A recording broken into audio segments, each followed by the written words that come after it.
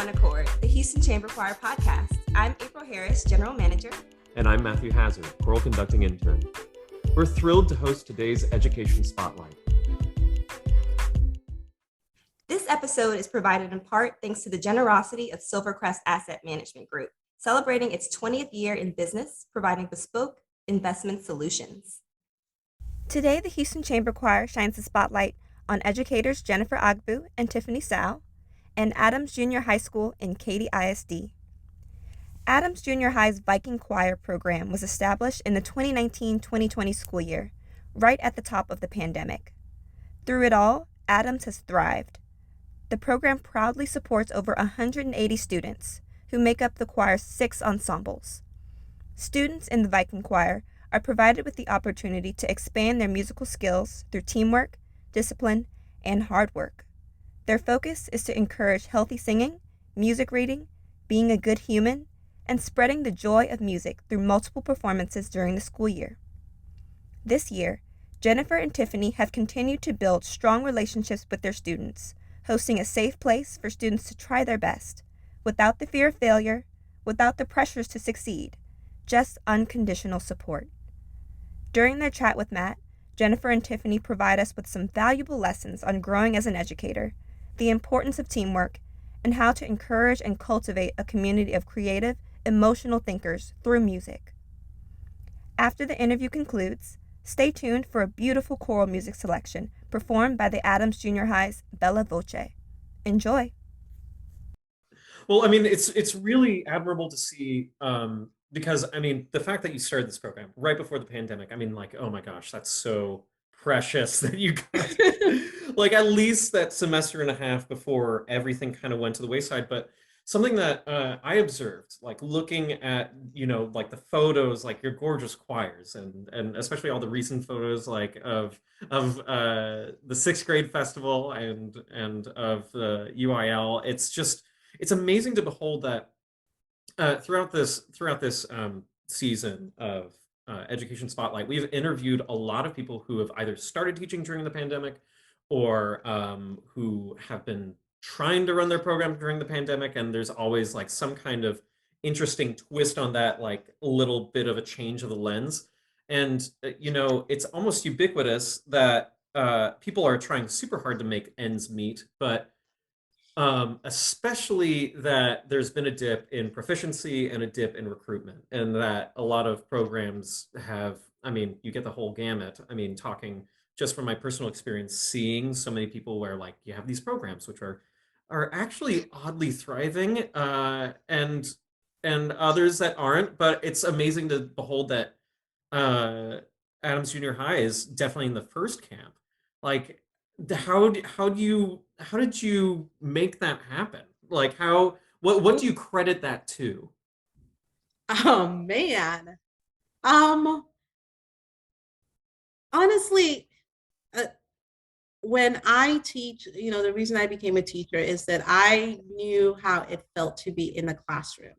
And choir was my favorite class. And the choir room was a place I spent the most time, even when we were not in choir. I managed to find my way there. And I tried really hard to create that environment for our students. That is very important to me. Is the singing important? Yes. Is the learning how to read music and competing? That's important. But the most important thing to me is that they feel safe and they have a place to try and fail. If they fail, at least it's a safe environment for them to fail. Because I see so many adults right now where they are struggling. And that's especially emotionally speaking. And that's because they don't have those tools and they didn't learn it. And I was one of those adults, I feel like. I've had to relearn that. So I try really hard because we are working with little humans who are going to become big humans later. And I try really hard to create an environment where they do feel safe, where they can try. And, if they go the wrong way, I can steer them in the right direction with kindness, but they still need to hear it. Like, this is life and this is how we do it. And I'm lucky that I have found a way to use music for that. So I put a lot of effort and thought into the repertoire that we do, because that then facilitates a lot of discussions and our communities. And the thing that I think our kids buy into and why our program is thriving is that they know that choir is family.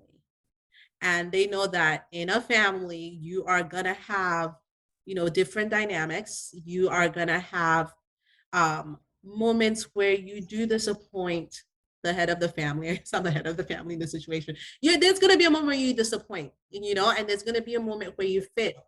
And there's going to be a moment where I disappoint and where I fail. And we have those honest conversations because it's kind of like building trust. So when that happens, I will go after a child for something that they did wrong, and say, you can't do this, and this is why, and these are the consequences. I still love you. We're gonna try again tomorrow, but right now, I'm upset, and we're gonna fix it.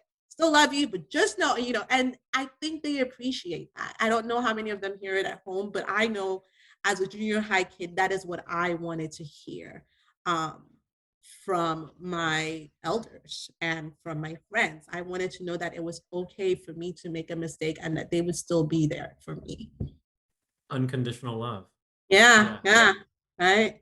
Yeah, I was talking with a friend, Brian Brown, who's he's the educator at Lone Star College in, I believe, University Park, and he had read this book. I think it was Choral Charisma, and one of the first things that he said, like something about that's so essential to being a charismatic leader in choir, like in order to make your singers sing expressively, in order for them to express themselves, is safety. Like that's the very first thing, and that's just beautiful to say. And I actually do want to pick your mind on like how you build safety and how you've encouraged that so much.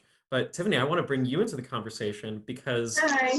it was a match made in heaven. Like this is reason number two. Reason number one was like your choirs are flourishing, but reason number two is that Tiffany is like, you are like just explosive ball of joy meets Jennifer, also explosive ball of joy. And it's been so beautiful to witness. For our listeners, if you ever go on Facebook and look up either, it's just like, is this fountain of hearts and love, and it's just searingly, blindingly wonderful. Like it's like the match made in heaven, because there's just this highness of life and also joy in what you guys are doing. And so I gotta ask, Tiffany, you've walked in this, and I want to know, what is it like at Adams, and what was your experience so far, like as a new educator, and you're also taking the reins in certain ways, and that's super awesome. And I'd love to hear all about that. So go. Going. It has been wonderful at Adams, and the community there is just so welcoming and warm and fun. And I really think a lot of that, we have to credit Jen for building that kind of culture, specifically in the choir room.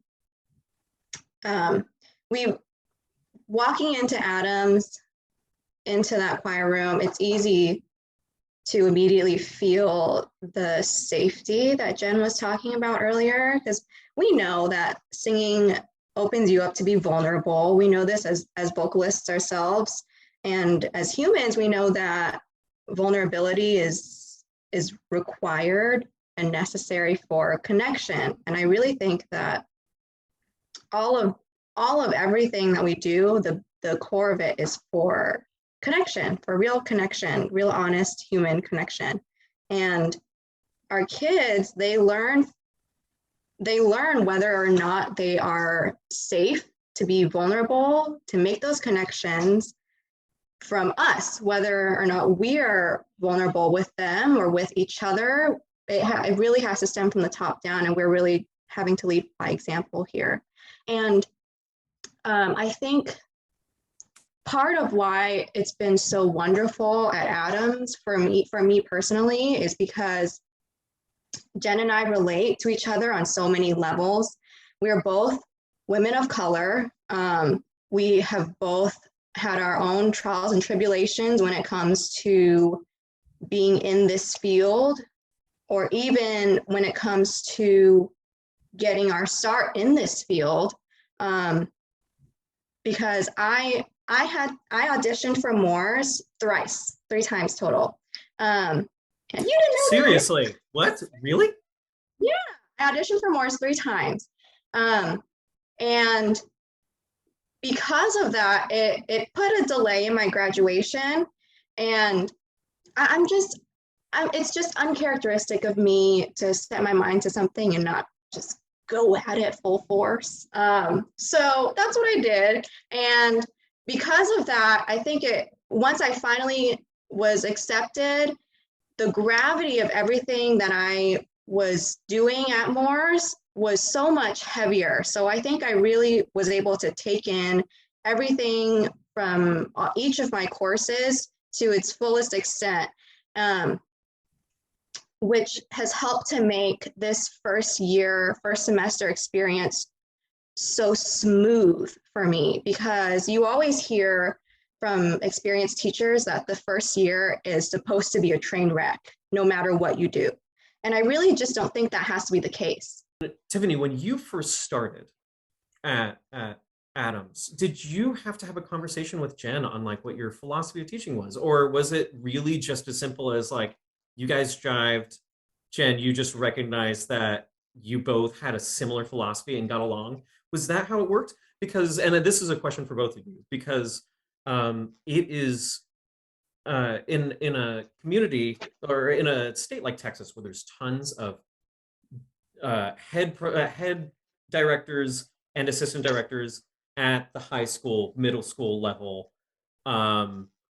Those relationships are so integral, but they're not always successful. So how did you both find that success? Was there a conversation involved, or was it really just natural? Can I go? Go, girl. Okay. The way we met. All right. So when I was in grad story. Okay. When I was in grad school at U of H, I was the TA for CWC first semester.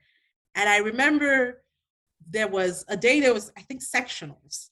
And honestly, I don't know why. It's because I'm a nerd in that way. I'm always looking I love mentoring people. I just do. It brings me joy. And so I'm always looking for like potential people to be like, hey, if you're going to student teach, you should student teach with me. And so I saw Tiffany was leading a sectional for the sopranos. And she just did it so naturally. And I remember going, hey, when are you student teaching? Because I'm very patient. I was like, when are you student teaching? You should come student teach at my school, wherever I end up. I didn't even have a school at the time because I was in grad school. But I'm a planner and I plan ahead, and I knew that I wanted to work with her just because I think often,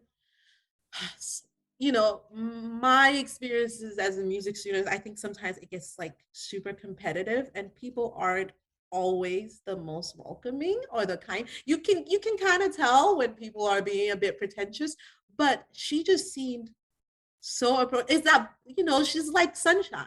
She just seemed so approachable. She knew what she was doing, and she had a lot of confidence, but not arrogance, and I knew that I wanted to work with her. So then when she got into the music school, yay. And when she graduated, when she was doing her student teaching, I was not able to get her as a student teacher. And I was very salty. I was very salty. Everybody knew I was salty. I was like, but I recruited her, type thing. And I'm glad it worked out the way it did, because the semester she was student teaching, I didn't have anyone working with me. And and this was when the conversation started with my administrators. The program was growing. I was getting really tired and overwhelmed. And I feel like had she actually student taught with me, that I wouldn't have been as tired and I wouldn't have asked for help, because she would have taken that off my plate for a little bit. And I would have told myself, well, it's only 8 more weeks, so however many more weeks left, and I would have just trucked along. But because I didn't have her, I saw the need for her. And there was a time when her cooperating teacher was out, but she needed to be with someone, right? So and this is something I love about Tiffany. She texted me and she said, can I come observe you? It was like the day of. It was like the morning. It was like 6 a.m. in the morning. Yeah. And I'm like, girl, you could like take a day off. You could, not do much. But she asked, and she'd come observe me like twice already before that. But she was like, can I come observe? And I was like, okay. And I didn't tell her this, but she showed up and I was like, all right, cool. We have an ambassadors group that meets before school on that day. And I was like, cool, all right. Can you take this group and work with them? And I had to do that for all of the classes. I was like, oh, can you warm the choir up? Because I'm tired to work. But really, that was her interview. She just didn't know at the time. And she did it, and she did it with zero complaints. She was like, oh yeah, can you airdrop the music to me? I was like, whoa, cool. And that was already step one. And so she did that. And I'm like, yes, this is who I want. If they ever give me this position, like I was gonna fight for it come fall too, if they weren't gonna do it mid-year. And then after she left, the kids like called her like I think it was Zinga Mama was the warm up you did. They're like, oh, Zinga Mama. And so after she had gone, the next day I was like, so what did y'all think of Miss Sau? Because I think that the kids know who they want to work with. I think their input is important. And they were like, oh, she's really nice. Yeah, we like her. And that was every class. And they didn't know that I was thinking about this, but like, yeah, she was nice. And I was like, cool, how this section was, yeah, she's cool. She has a pretty voice and she worked this and it was helpful. And kids, they don't mince words. And so I already was like, okay, check. And then later on, I think it was right before the interviews, like when they thought I was still going to interview. And I took her to lunch. We went to lunch, and I like to do this with student teachers or anybody I'm going to work with. And I asked her just some questions. What do you feel about this? And a lot of our philosophies aligned. But I think the part I actually loved the most was when she told me she had auditioned for Moores 3 times. Because then the fact that she went back and did it again and again, which I don't know that I would have been able to do. But the fact that she went back and did it because she was so passionate about it and she just kept working at what she wanted, I was like, oh yeah, this is it. This is it, and it just checked off all the boxes. And, school started, her first day started, and she was great about, I was like, okay, cool. Are you able to do this? And I sensed no hesitation whatsoever, where I was like, okay, you watch it the first day or do this, can you jump in here and here? And she jumped right in. And it doesn't even feel like I'm working with a first year teacher. I think like some logistics stuff, like administrative stuff, like how do we enter attendance? Like that stuff I could like show her, but teaching wise, I was like, okay, and go. And it's been great. And I am a happier person. I think everyone can tell too. Oh, Tiffany, oh, you're wiping tears away. He's a crier. I thought I was a crier. Yeah, we learned that pretty early on. Very similar. Something we all share. Tiffany, what is your perspective on all of this? I mean, it must be absolutely gratifying to hear such beautiful words being spoken about you by it really your is. mentors Yeah, and your thank colleagues. you so much, Jen. But going back, my perspective on all of this is, I remember that sectional. And well, I don't remember the sectional, but I remember having taught the sectional, and I remember Jen messaging me on Facebook afterward and asking me when I was student teaching, and I told her, oh, I'm not actually part of the music school yet. The power of the word yet, very powerful word. And she was like, well, do you need any help getting in? Or like, I can press the record button for you for your pre-screening videos. Tell me what I need to do and I'll do it. And she has just been so supportive from the very first day.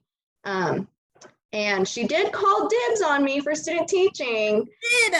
And I have a very good reason for not having gone to Adams to student teach, because I specifically wanted to student teach at schools with a lower socioeconomic status.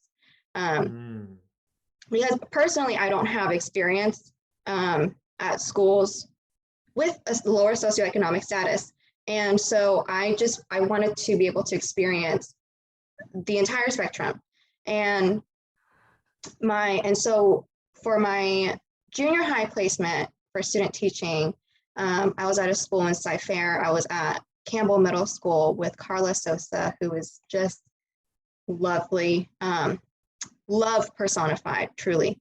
And being there, I got so much experience in not just teaching choir, but just teaching love and building relationships, and how important it is to put building relationships first in what we do. The relationships come first. The music will follow. The relationships come first. And music is really just the vehicle by which we build these relationships and teach connection and love. And really at Campbell, what I learned was that love has to be at the core of what we do. And so that having the experiences that I had in student teaching and being able to bring them here to Adams has been so helpful. And Jen actually has a lot of experiences teaching in Title I lower SES schools. And so when she and I had that lunch conversation, that was apparently an interview that I didn't know was an interview. Surprise! When we had that lunch conversation, we talked a lot about our experiences with Title I schools. Granted, she has a big old leg up over me because I had one semester, but we just realized that we have so many of the same views when it comes to just teaching in general, and our values, our core values. That's, something that my partner, Jonathan Talberg, who teaches at Cal State Long Beach, is something that he says is that we don't teach music, we teach people through music. And when you like everything that you described, it's really beautiful to see how this kind of web works. Like just of how your philosophies, the reason why you guys are bonding is because of this kind of shared grit, the fact that you had to work in order to even get the shot to do the thing, the fact that that both of you did, that both of you appreciate and are grateful for what you have and the people in your lives, and for each other, because you had to sacrifice or you had to feel that absence in order to contextualize, okay, well, right now I don't have Tiffany yet, so now I'm feeling that pain. Like, that's so beautiful to see that you're both fulfilling each other, like a deep need for each other. The fact that you had to work so hard in order to become a music educator. So there's like that mixture of grit and gratitude, but it also all funnels into something that I think is truly important, that I'm sure that several of our listeners agree, which is that while musicianship is very important, it is not it might not necessarily be the means to an end, because so many of your students are probably not going to grow up to be, say, professional musicians, but they are going to grow up to be people, and they're going to need those skills. And it's so beautiful to see that you both have kind of built that in. So thinking of those students, do you have anything particular coming up with the choirs? Are there any accomplishments of the choirs? You both did just have festivals, so I'm curious, like, what has been stewing? You want to take it? Sure. So 6th grade festival was such a high for me. And it was my first ever time conducting any sort of choral competition, And I had a moment with both of the choirs that we took, both of the 6th grade choirs that we took. We took one 6th grade treble and one 6th grade tenor choir. I had a moment with both of them where I just looked at them, and the gravity, that same word, the gravity of that situation just blew me over. And I was just seeing them all up there, and seeing the growth, the exponential growth that they've had just in the short amount of time I've been with them, and seeing with my eyes the trust that they have in me was incredible. And we prefaced before we even left the school for the festival with the kids that, it's not about the trophies or the accolades. It's about the fact that you worked hard and you're just sharing your voices with these people. But I will say that I don't believe it has to be so polarizing. The idea of wanting the trophies and not wanting the trophies at all. I was listening to, this might be going off on a tangent, but I was listening to a podcast by Jay Shetty. It's called On Purpose. It's a wonderful podcast. And he was interviewing Lily Singh, who is a multi-talented person, total boss. And in the podcast, she talks about how it's okay to want the trophies. It's okay to want the accolades and the recognition. I think that's a human thing, to want recognition for your efforts. But what it comes down to is the award your value, or is it a consequence of the value that you had along this journey? Yeah. That context, like, is it the means to, is it the end, or is it a means to an end, or is it a reflection, like, what is it? Do good work and good things shall follow. Something like, yeah, that's fascinating. Yeah. So they were very successful at the competition. And when we walked out with their awards, they were over the moon. But they were so over the moon because they knew they had worked so hard to earn them. Oh, yeah. It was a really awesome moment. How incredible for your first experience, like the fact that your first year is going off to such a beautiful start, and the fact that you were able to, you're already living the dream of you have taught these students how, like, what matters through your being, through both of your being, and the fact that you've reinforced that message. And that's hard. I know personally, as a music educator, that those awards do matter. And I am self-admittedly very, I was very, when I was teaching high school, I was very like, I must prove myself, and like just like very, yeah, which can be, it's really great when that motivates excellence, like, period, because striving for excellence is like a great thing to do for a whole host of reasons, naturally. But the communication to our students, the way that we're communicating values to our students, that is much harder said. It's much easier said than done, much harder to execute. And the fact that you're starting from that ground zero of establishing good human being, being a good human being, it's already filtering into your success. Jen, how is you just brought your students to UIL, and what is the things that are flourishing there, especially with this year being the year after? I think this was everyone's first time, and there were definitely a lot of challenges.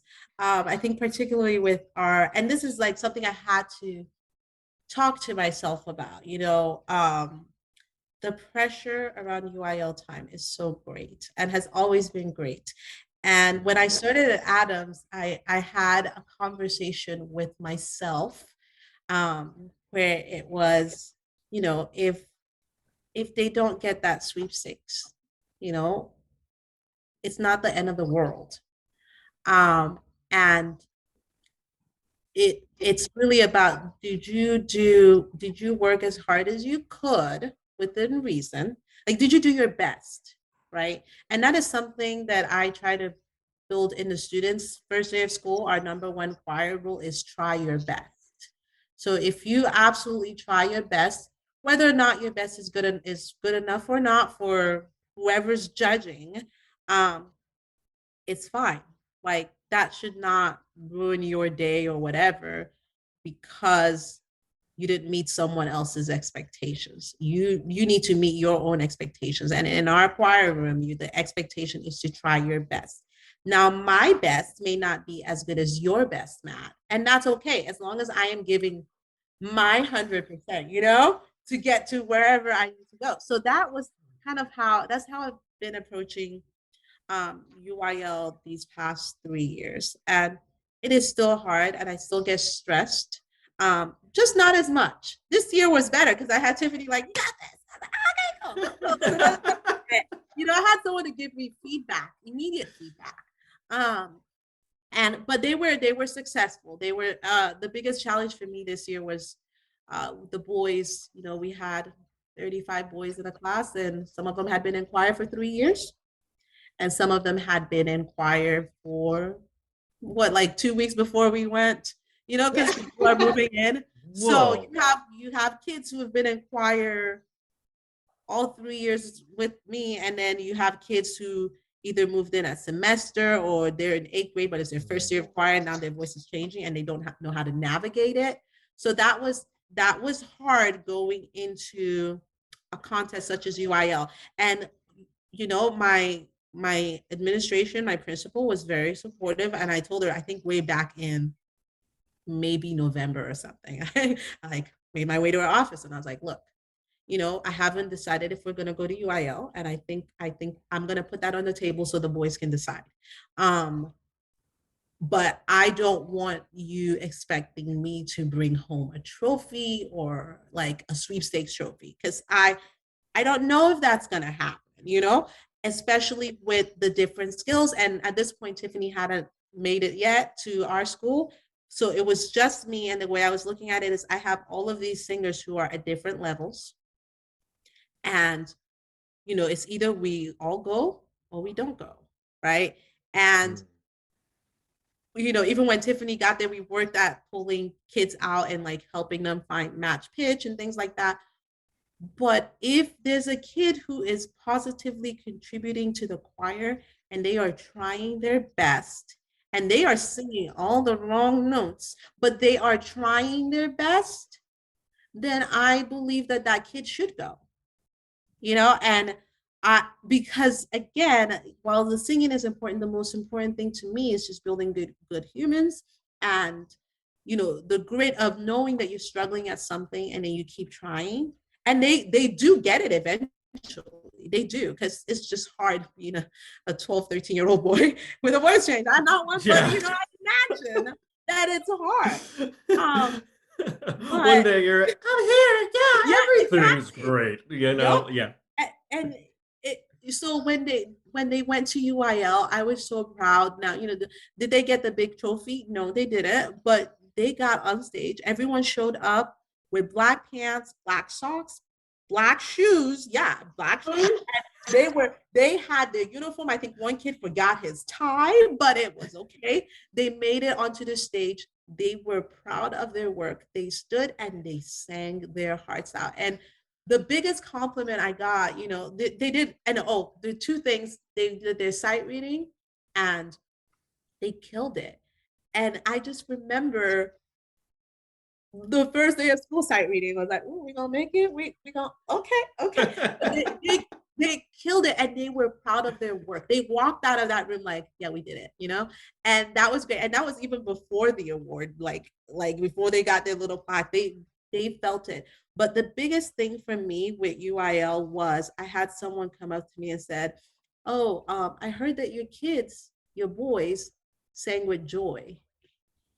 And I was like, yep, they did. They sang with joy. And that is the most important thing to me, is that when they are on that stage and they are communicating and I can see the joy and that they are somehow spreading that joy to their audience, then I feel like my work is done. As for our girls, I do think at the junior high level, it's easier for girls because they don't have to navigate at least such a huge voice change. So the girls did great. Now,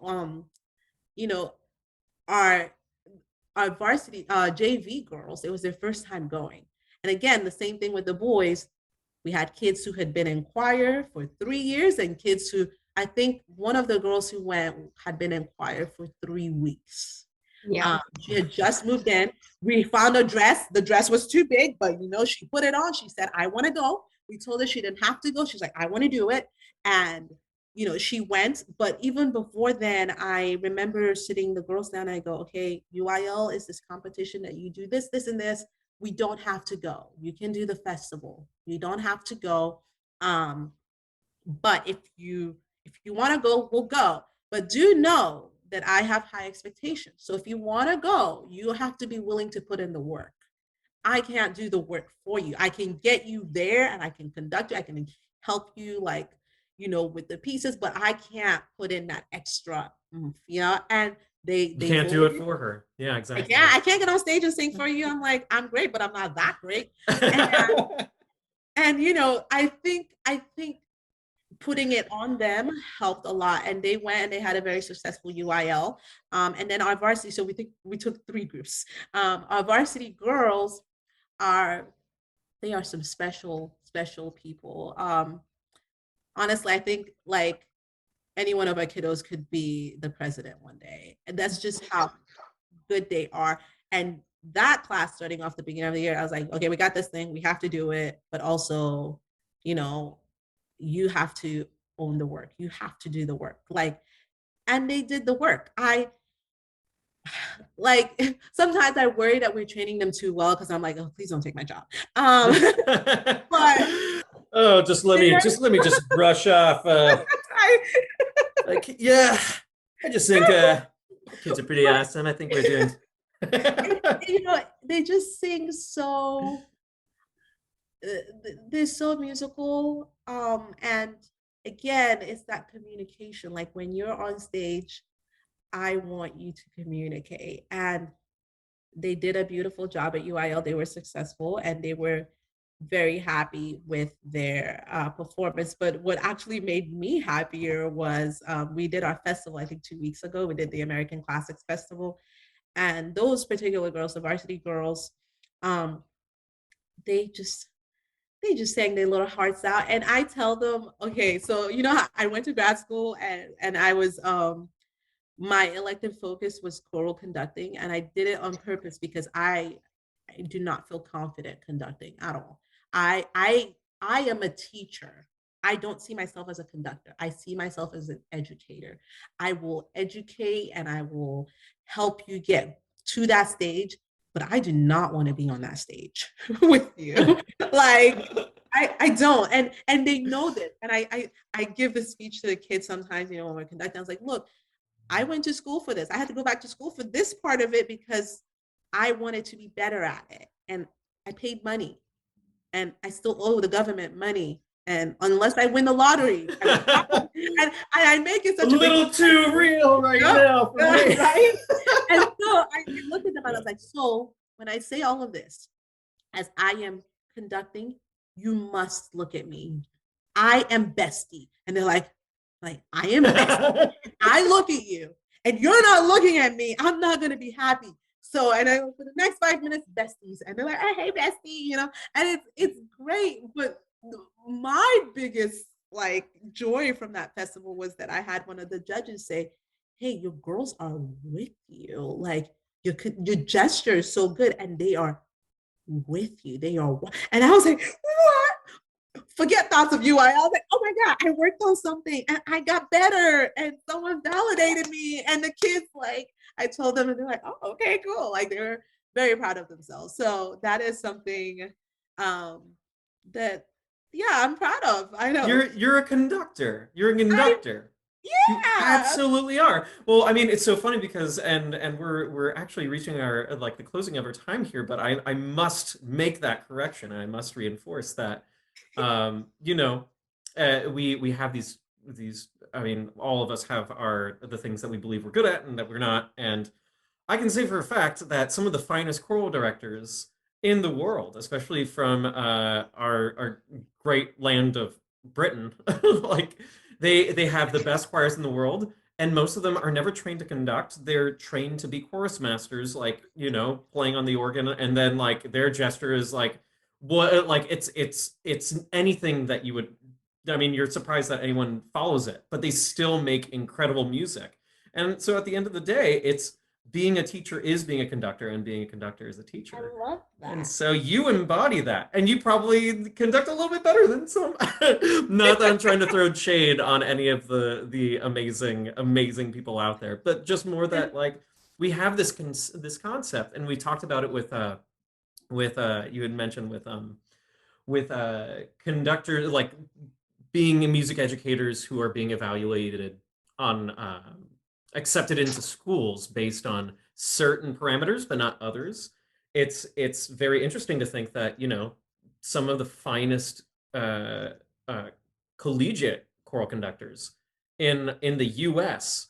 cannot sing, and they are not singers first. They have like some kind of function of it, but at their core, they're exceptional teachers, which you both embody. And you both sing, because you both sing in Houston Symphony Chorus. I've heard both of you sing, so it's just like you got it all, baby. But just to close out this episode, we've talked about grit, we've talked about gratitude, we've talked about all these beautiful lessons and the way that we perceive. I know for a fact that there are some beginning educators, people who are in college who are getting ready to be educators, and here you have. Both of you have talked about how important it is to be good people first, and establishing that relationship first. Are there just like a real quick summation, if there's anything that you could tell a future educator, or maybe a colleague, an existing educator? I'll let you both decide who you want to speak with, but choose either a beginning teacher or a seasoned teacher. What kind of lesson have you learned in the course of over this over this journey that you think is invaluable? What would you tell them? Oh man, I'm bad at these. Tiffany, you go first. I was like, what? I try to sound profound. It never, words are hard. I'll speak to the incoming music educators, the new music educators, because I am one. And I'll just say, lead with love. Simply put, just lead with love. The music will follow. They'll sing, but they have to know that you care first.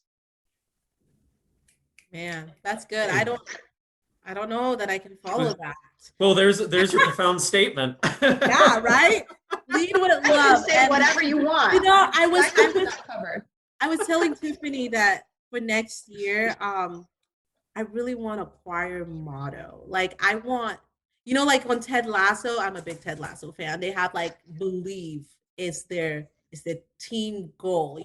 I want a motto, but I feel like lead with love might be it, or something with love, or but a non-profound statement for incoming teachers or even current teachers is, I think sometimes we take ourselves too seriously. I do believe that we take ourselves too seriously. I know earlier I said that I'm not a 12-year-old boy whose like voice is changing, but the truth is that at my core I am a 12-year-old, and I think that helps a lot with my teaching. I have to be myself, and myself is an awkward 12-year-old, so I just understand them and where they're coming from. But I just said I'm a 12-year-old on a podcast. Okay, cool. Well, I mean, what's so funny is because like I look like a 12-year-old, so I mean that kind of all matches. Yes! But I mean, no, it's true. We share a lot more in common. Yeah, I think it's important to be yourself instead of the person you think you are supposed to be. I think a lot of us go into this and like, well, I'm a choir director and I'm not going to smile because it's my first year. And if I smile, my classroom management will be bad. I'm like, are you teaching people? Then do you like when people smile at you? Do you like when people speak to you kindly? Then if you like that, you should be that person for your kiddos, right? But I think it's really important to be yourself and have fun. They're 12. They're 12. Like, remember when you were 12? Like, have fun. Yeah. Yeah. That's it. Have fun. Lead with love, Have fun. smile, and have fun, and quit taking let's take ourselves a little less seriously and just Yeah. enjoy teaching It's a people through job that music. you have to do for like 180 days of the year. Like, you better find some joy in it because that's a long time to go. Like, Well, you both are certainly not short on joy. Oh I'm my so having gosh. fun. Tiffany, Jennifer, thank you so much for coming on. It has Thanks been for such a having pleasure me. to have you. Of Yeah, course. Thank you. yeah. We love you, it is- Matt. We do love you, Matt. So. I love you so, guys. Special thanks to our seasoned underwriter, Silvercrest Asset Management Group, to our donors and partners for their consistent support, to our phenomenal guests, Jennifer Agbu and Tiffany Sau, and to you, our listeners, for tuning in. And now, please enjoy Lunar Lullaby, composed by Jacob Nervaret and performed by the Adams Junior High School Viking Choir.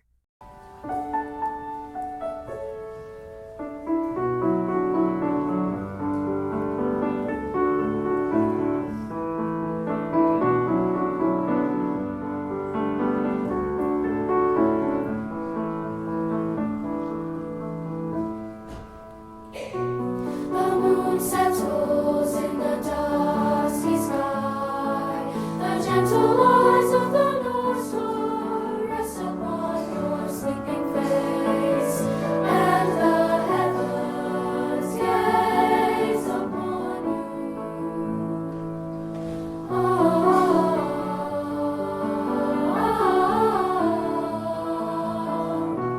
In this moment, I know you are not from the ground on which you tread, but of the stars.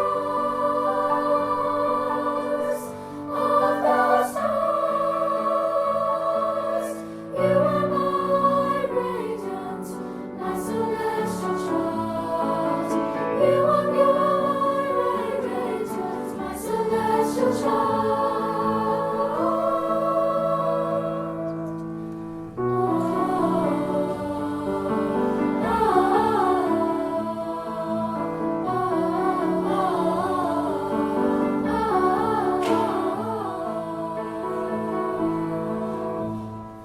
As night is drowned by morning, you remain at my side, accompanying the sunrise until night smiles again. Until night smiles again across the sky.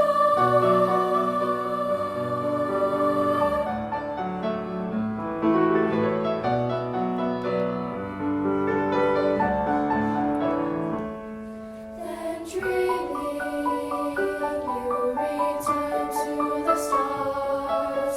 Dreaming, dreaming, to the stars. You are my radiant, my celestial stars. You are my radiant, my celestial stars.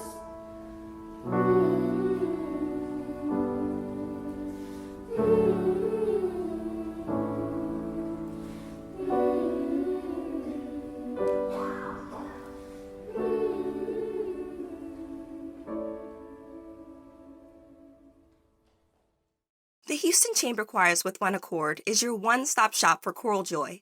If you enjoyed this podcast, help us to continue our mission to grow the esteem and appreciation of choral music by sharing, reviewing, and subscribing to our content. As a 501c3 nonprofit, support from listeners like you allows us to continue making new and exciting programming. For more information about us and how you can support our work, please visit HoustonChamberChoir.org/give.